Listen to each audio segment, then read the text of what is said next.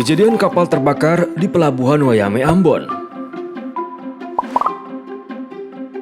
Kejadian ini terjadi pada salah satu kapal charter Pertamina yang dibangun pada tahun 1997 dan merupakan kapal charter yang memiliki ukuran cukup besar, yaitu 6.973 DWT dan LOA 107 meter. Dengan status periode charter selama 1 tahun, kapal charter ini dilengkapi juga dengan berbagai sertifikasi resmi, baik yang dikeluarkan oleh Badan Pengawasan Internasional maupun lokal. Seperti PSA yang masih valid dan sertifikasi layak laut sesuai aturan administrator yang masih berlaku. Kronologis kapal charter terbakar. Namun suatu kejadian penting terjadi pada kapal charter ini yang mengakibatkan terbakarnya kapal di area Pelabuhan Wayame, Ambon. Berikut kronologis kejadiannya. Tanggal 14 April 2017, kapal bersandar dan loading di TTU Wayame. Pada saat jam 16.12 WIT ditemukan kebocoran pada valve di kamar pompa yang mengharuskan dihentikannya proses loading sekaligus dilakukan off-hire terhadap kapal tersebut. Kemudian dilakukan tindakan selanjutnya, yaitu mematikan generator kapal. Jam 16.34 WIT, Marin Wayame menginstruksikan untuk mengeluarkan kapal dari dermaga sehubungan dengan potensi bahaya yang ada di kapal.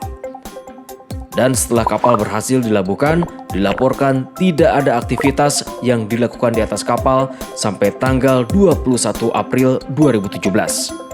Kemudian Marin Wayame ternyata menerima informasi dari kepanduan setempat bahwa kapal tersebut mengalami kebakaran yang terlihat dari bagian kamar mesin kapal pada jam 16.40 WIT di tanggal 21 April 2017.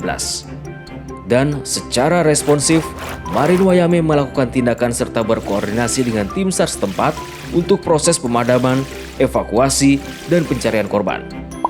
Sampai akhirnya pada jam 23.00 WIT, kejadian kebakaran dapat teratasi dan semua kru yang ada di atas kapal berhasil dievakuasi. Investigasi kejadian. Dari hasil investigasi, ditemukan beberapa poin masalah yang berkontribusi sebagai penyebab kejadian.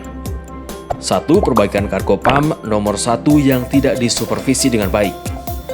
2. Adanya kebocoran pada valve bypass cargo line nomor 1 di kamar pompa yang tidak kedap dan pipa tidak di-blank.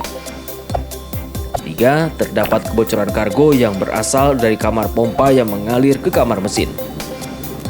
4. Adanya uap muatan yang terakumulasi di kamar mesin. 5.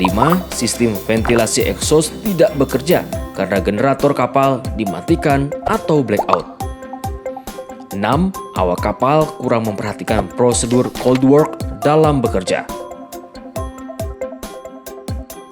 Pembelajaran kejadian. Dan berikut merupakan kesimpulan dari hasil pembelajaran kejadian. 1. Penunjang kegiatan lepas sandar kapal termasuk sarana dan prasarana pelabuhan wajib tersedia di seluruh terminal Pertamina. 2. Jika ditemukan kebocoran kargo di kamar pompa atau kamar mesin, maka segera harus stop beroperasi dan melakukan mitigasi resiko.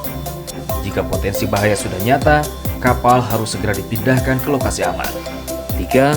Meningkatkan pengawasan dalam kegiatan bongkar muat di terminal Pertamina. 4. Memastikan fix dan portable gas detector di kamar pompa berfungsi dengan baik.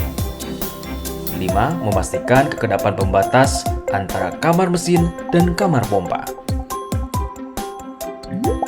Demikian penjelasan dan kronologis kejadian kapal terbakar di Pelabuhan Wayame, Ambon. Semoga bisa menjadi pembelajaran untuk masa mendatang. Zero NOA kita bisa. Pertamina Jaya, shipping mendunia.